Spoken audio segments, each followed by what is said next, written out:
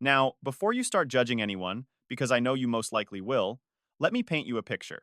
Because this isn't the kind of story that starts with a fight or a suspicious text message or perfume that isn't hers on a collar that is his. No, the story starts on a Tuesday, a completely ordinary, almost aggressively boring Tuesday.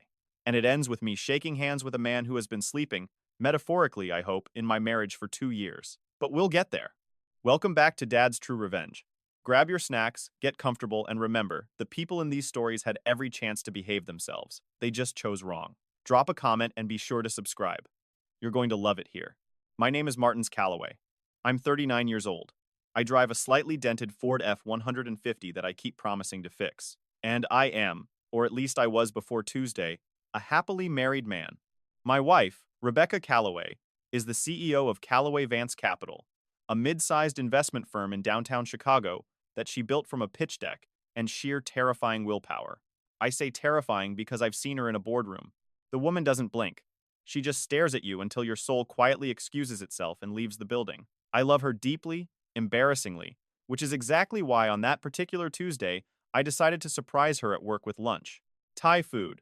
Her favorite pad thai with extra peanuts because I know my wife. I know her coffee order, her shoe size, the face she makes when she's pretending to listen, but is actually mentally redecorating the living room. I know this woman, or so I thought. The lobby of Callaway Vance Capital is the kind of place that makes you instinctively straighten your collar.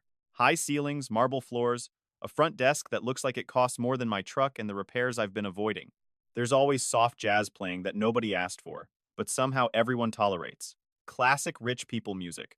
Nobody's happy, but everybody's calm. The security guard at the front, a broad-shouldered guy with a jaw like a kitchen counter and a name tag that read Dennis, held up one hand as I approached.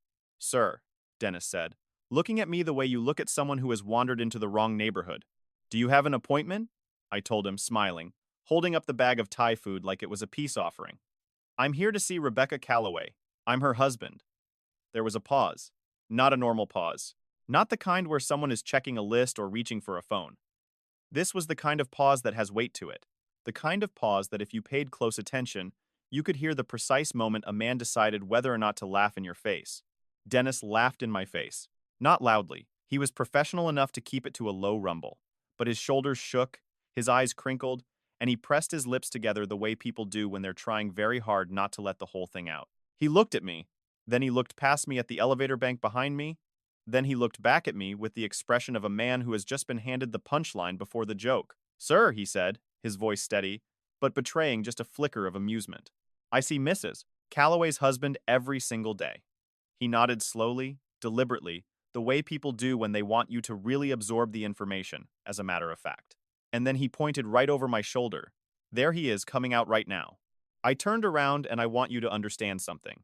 In that moment, every logical explanation a reasonable human brain could produce, doppelganger, twins, elaborate prank, bad Thai food hallucination, before I'd even eaten the Thai food, every single one of them fired at once, and none of them stuck because the man walking out of that elevator was not me. He was not even close to me. He was taller, broader, with dark hair graying at the temples, and the kind of confident, long-legged stride that says I own something important. He was wearing a suit that had probably been measured, cut, and stitched specifically around his body by someone in Milan.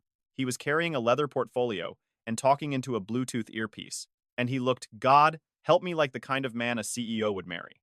Meanwhile, I was standing there in dark jeans and a jacket, holding a plastic bag of Thai food, slowly becoming aware that I had a small stain on my sleeve that I was fairly certain was mustard from the sandwich I'd had for breakfast. We made eye contact. He ended his call and something moved across his face.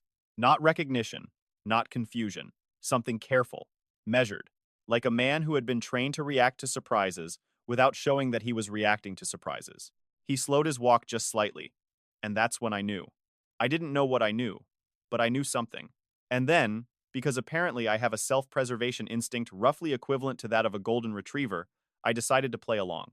"Hey," I said, extending my hands, smiling like I wasn't internally screaming. Good to finally put a face to the name. He looked at my hand, then at me, then he shook it firm once.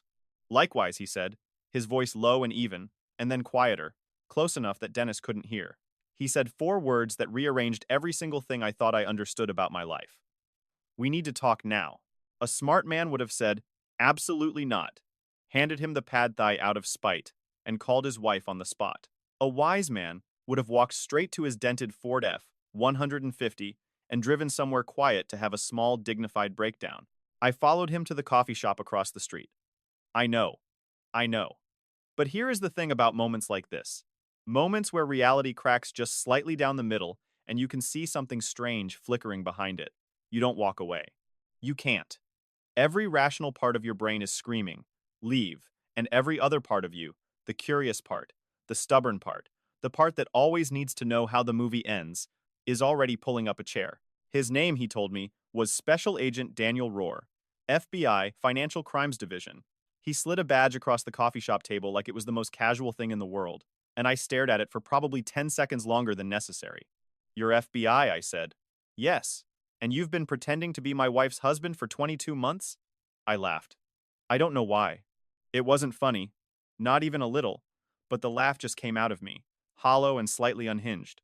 The way laughs do when your brain simply cannot locate any other appropriate response. 22 months, I repeated. Yes. We've been married for 6 years, I said. Rebecca and I, he nodded slowly, and something in his expression shifted. Not sympathy exactly, but something adjacent to it. Respectful, almost like a man acknowledging the weight of something he'd been carrying on behalf of someone else. "Mr. Calloway," he said, wrapping both hands around his coffee cup and leaning forward just slightly. "Your wife is not who you think she is." And there it was, the line, the one you hear in movies and think, nobody actually says that in real life, except someone just said it to me in a coffee shop on a Tuesday across the street from the building with my wife's name on it. While my pad thigh slowly went cold in the bag on the seat beside me, I looked at him, steady, calm, completely not calm. Then I said, "I think you'd better start talking." And what he pulled out, that's when everything I thought I knew about Rebecca Calloway, her past, her company, and the life we'd built together began to unravel. If you've made it this far, do us one quick favor. Subscribe. A lot of people watch without ever doing it, but it costs you nothing and means everything to us. Thank you genuinely.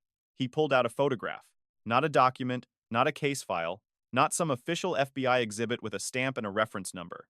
A photograph printed on plain paper, slightly creased down the middle like it had been folded and unfolded too many times by someone who kept coming back to it. He slid it across the table without a word. I looked down. It was Rebecca, my Rebecca. Same sharp jawline, same dark hair she always kept pulled back when she was working. Same posture, straight, deliberate, like she'd been built by someone who didn't believe in wasted angles. But she was standing in what looked like a parking garage, and she was handing a manila envelope to a man I had never seen before in my life. The timestamp in the corner read, 18 months ago, a Thursday. I checked mentally the way you do when you're trying to anchor yourself to something real. 18 months ago on a Thursday, I had been at home repainting the kitchen. Rebecca had told me she had a conference in Boston. She had never been to Boston. "Who is the man she's with?" I asked. My voice came out steadier than I had any right to expect. "His name is Victor Hale," Agent Rohr said, watching me the way doctors watch patients when they're delivering results, carefully measuring how much you can absorb before something breaks. "He runs a network, shell companies, ghost investors, fraudulent capital transfers. On paper, he's a consultant. In practice, he's been laundering money through mid-sized investment firms across the Midwest for the last 4 years." I sat back. And Rebecca's firm is one of them. It wasn't a question the way he'd said it, the way he was still watching me.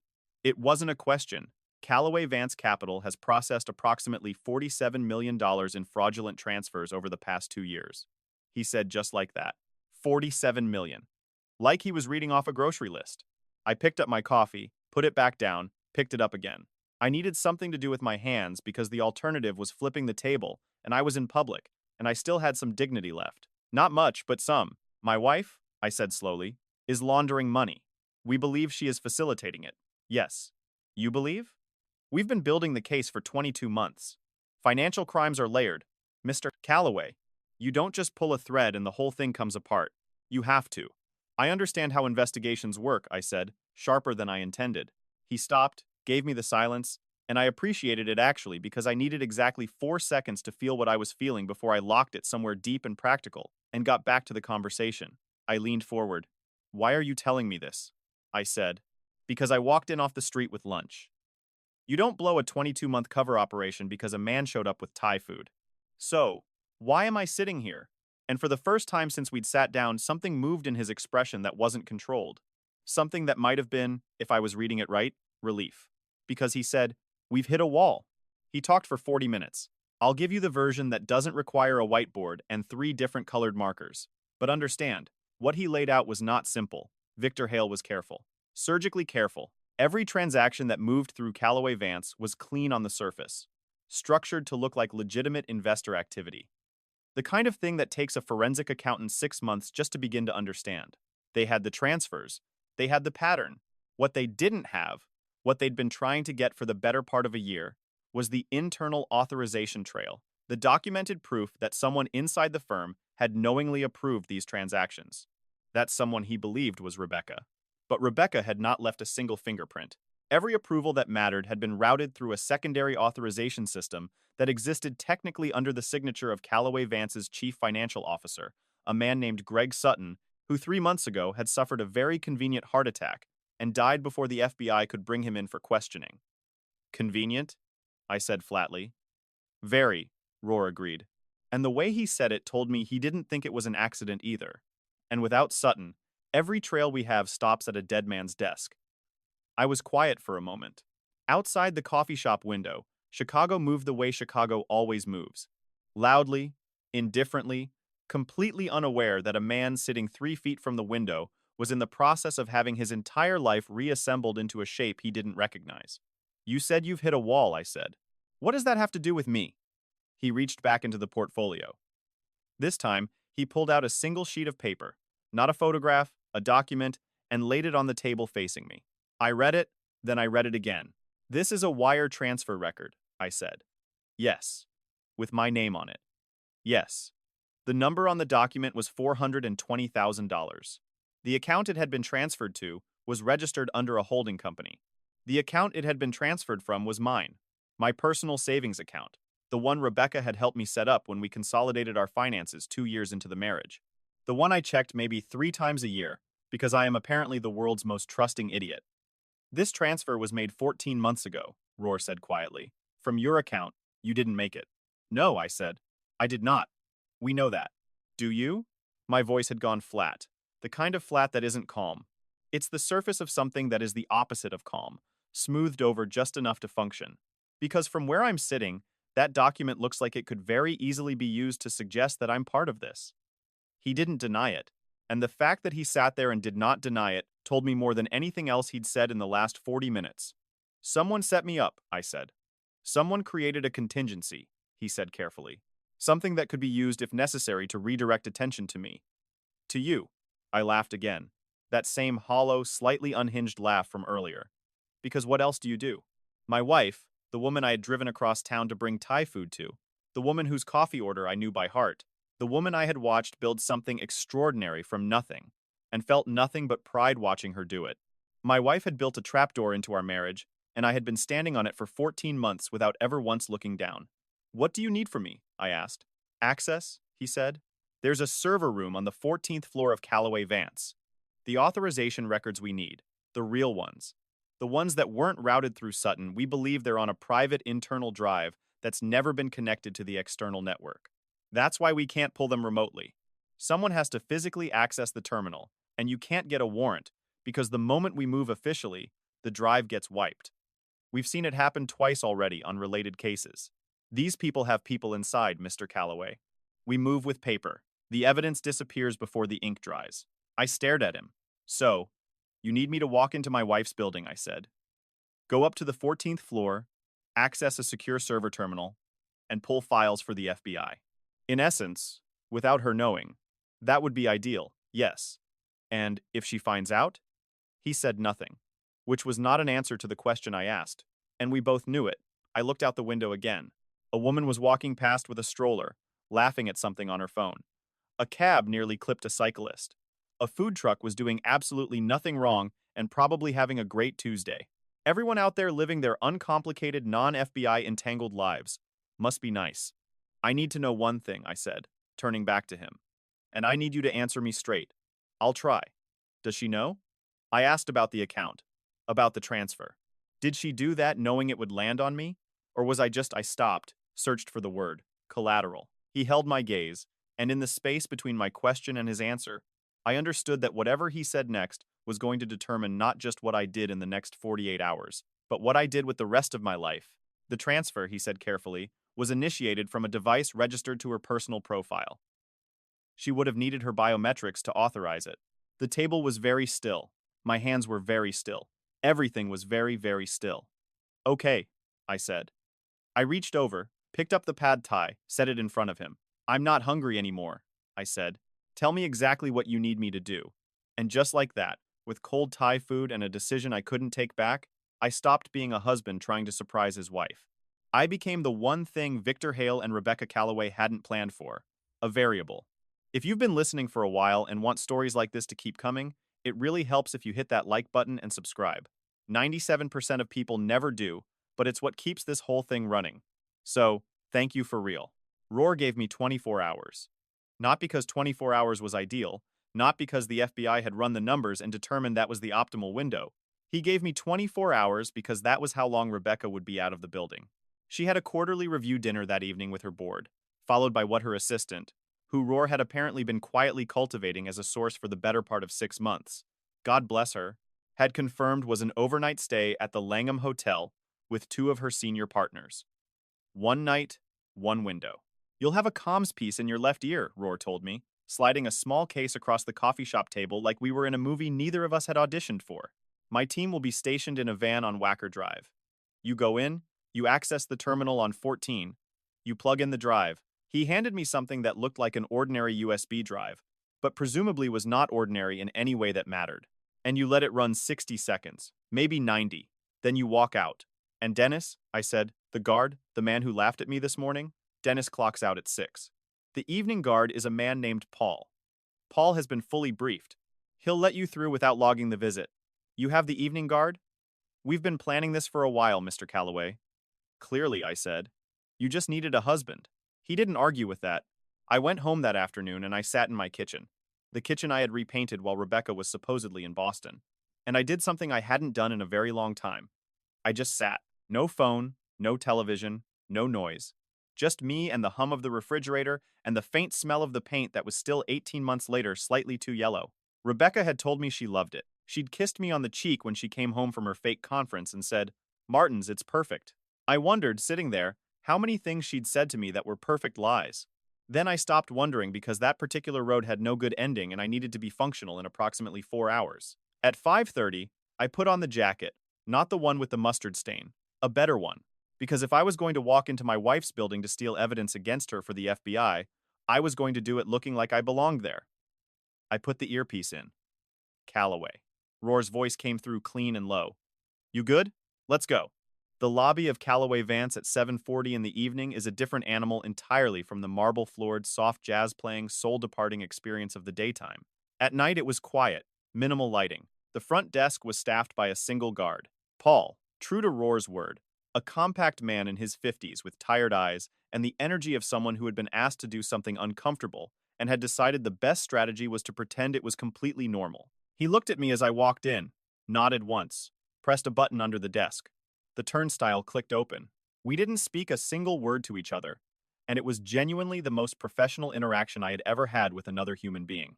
The elevator to 14 was in a secondary bank at the back of the lobby, accessible only with a key card. Roar had handled that too. The card was in my jacket pocket, slim and white, and completely unmarked. I pressed it to the reader. The light went green. The doors opened. Smooth so far, Roar said in my ear. Don't, I told him. Don't what? Don't say it's going smoothly.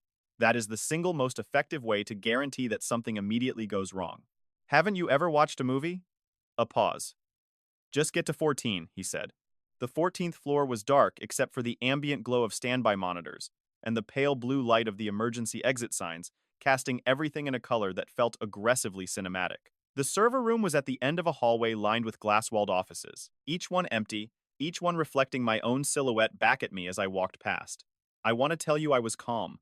I want to tell you I moved with the easy confidence of a man who had done this sort of thing before. I want to tell you a lot of things. What I will tell you is that I was breathing like a man who had forgotten breathing was supposed to be automatic, and that I said a word under my breath at least twice that I will not repeat because my mother raised me better. The server room door had a keypad. Roar read me the code. 6 digits. I punched them in. The lock disengaged with a sound like a sigh. Inside was cold. The kind of cold that hits you in the chest? Deliberate. Maintained at the temperature of serious machinery. Rows of servers blinked steadily in the dark, patient and indifferent. And at the far end was the terminal Roar had described, a standalone unit, no network cable, air-gapped, which in FBI terms apparently meant the thing we really want but cannot legally touch. I crossed the room, sat down at the terminal, woke the screen. Drive in, Roar said. Left port. I plugged it in. The screen flickered. A progress bar appeared, pale against the dark interface, and began to move with the agonizing slowness of every progress bar in the history of humanity. 12%. 20. Roar, I said quietly. Yeah? If this works, if you get what you need, what happens to her? A beat. That's not really my I know, it's not your department, I said. I'm not asking you officially. I'm asking you as the man who has been pretending to be her husband for 22 months. You know her. What happens to Rebecca? The progress bar hit 43%. He was quiet long enough that I thought he wasn't going to answer. She's smart, he finally said. Smart enough that her lawyers will try to position her as a secondary actor, someone who was coerced, leveraged into cooperation. Whether that works, he paused, depends on what's on that drive.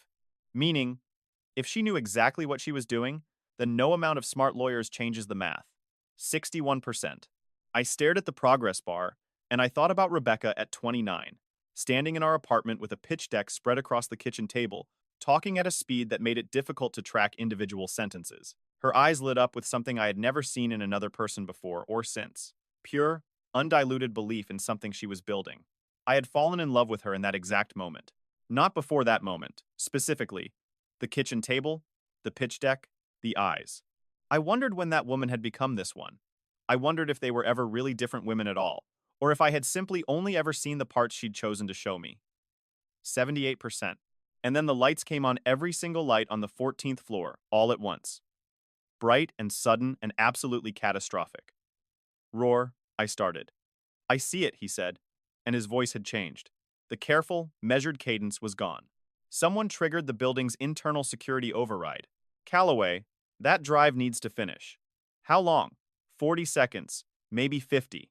Someone's in the building, I said. Yes. Someone who isn't supposed to be here. Yes. Is it her?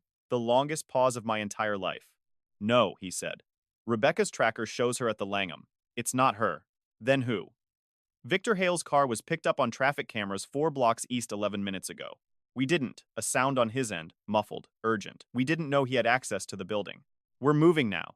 But Calloway, you need to stay at that terminal. 91%. I want to tell you that the sound I heard in the hallway outside the server room door was subtle. A footstep. Maybe a careful man moving carefully. The kind of sound you only catch if you're already frightened, and your senses have been dialed up past their normal range by a situation your body correctly identifies as dangerous. It was not subtle.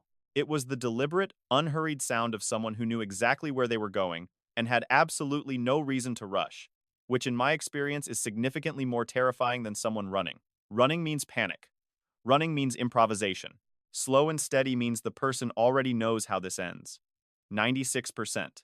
The door handle moved. Roar, I said very quietly. 20 seconds, he said. We're at the building. 20 seconds. 98%. The door opened. Victor Hale was not what I expected. I don't know what I expected. Something villainous, I suppose. Something that announced itself. He was instead a man of about 60, medium height, silver-haired, wearing a coat that cost more than my truck. He looked, standing in the doorway of that server room, like someone's distinguished grandfather, except for the eyes. The eyes were the eyes of a man who had made a significant number of decisions in his life and felt at most administrative regret about any of them. He looked at me. He looked at the terminal. He looked at the drive. 99%. Mr. Calloway, he said. His voice was pleasant, conversational. The voice of a man ordering wine at a restaurant. Not the voice of a man who had just walked in on someone stealing evidence that would dismantle everything he'd spent 4 years building. I've been curious about you. Funny, I said. I've only known you existed for about 8 hours. He smiled. It didn't reach the eyes. Nothing reached the eyes. You should take that out, he said, nodding at the drive, and give it to me. and we can have a conversation about how this doesn't need to be any more complicated than it already is. 100%. The drive ejected with a soft click. I pulled it from the port. Here's the thing, Victor, I said, standing up slowly, the drive in my closed fist, my heart doing something medically inadvisable inside my chest. I'm not actually a complicated man. I drive a dented truck.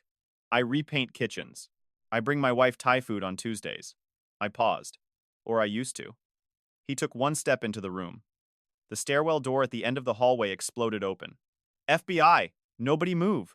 Roar came through the door with two agents behind him, and the server room filled very suddenly with flashlights and shouting, and the specific organized chaos of people who have trained for exactly this moment, finally getting to do the thing they've been waiting 22 months to do. Victor Hale looked at me one last time. The pleasant expression was gone. What was underneath it was not pleasant at all. They took him in the hallway. It was efficient and fast and nothing like the movies, which is somehow both disappointing and deeply reassuring. Roar appeared in the doorway of the server room, breathing harder than a federal agent was probably supposed to admit to, and looked at my closed fist. Tell me you held on to it, he said. I opened my hand. The drive sat in my palm, small and white and unremarkable. The most expensive thing I'd ever held. He let out a breath. You did good, Calloway. He said, I want that transfer record expunged. I said, my name, my account, all of it. I want it gone. Done. And I want to know what's on this drive before she does, before anyone does. I want to know who she actually is. He looked at me for a long moment, something in his face that was this time unambiguously close to sympathy. You sure about that? He said. I thought about the kitchen table, the pitch deck, the eyes. No, I said honestly. But tell me anyway. They told me 3 days later in a conference room with bad coffee and fluorescent lighting that made everyone look slightly guilty regardless of what they'd done. The drive contained everything. 4 years of authorization records, transfer approvals, internal communications. Rebecca had not been coerced. She had not been leveraged. She had walked into the arrangement with Victor Hale at the very beginning, when Calloway Vance was still 18 months from profitability, and she had needed capital she couldn't source legitimately. She had made a choice, and then she had made $47 million worth of additional choices to protect the first one. And somewhere in the middle of all of it, she had married me. And I had painted the kitchen, and learned her coffee order, and driven across town with Thai food on a Tuesday.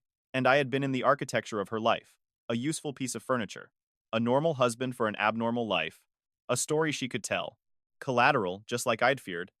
She was arrested on a Thursday morning. I wasn't there. I didn't want to be. Roar offered, but I told him no. There are things you don't need to see. Things that won't make you feel better. And watching them put handcuffs on the woman you loved is one of them. I drove instead. No destination, just Chicago moving past the windows of my dented Ford F-150. Loud and indifferent as always. My phone rang at some point. I didn't answer. At a red light somewhere on the north side, I looked at the passenger seat where the bag of Thai food had sat 2 days ago, cold and untouched, while I agreed to walk into a burning building for the FBI. I almost laughed. Almost. The light turned green. I drove, and somewhere behind me in a city that was already moving on to its next story, the woman I had loved was learning that the most dangerous thing about building a life on secrets isn't getting caught. It's realizing that somewhere along the way, between the lies and the laundering and the carefully constructed contingencies, there had been one thing that was real, and she had spent 2 years building a trapdoor underneath it. If you like this story, join our community by hitting that like button and subscribing for more real, raw, and family-centered stories. And as always, thank you for being a part of this sphere.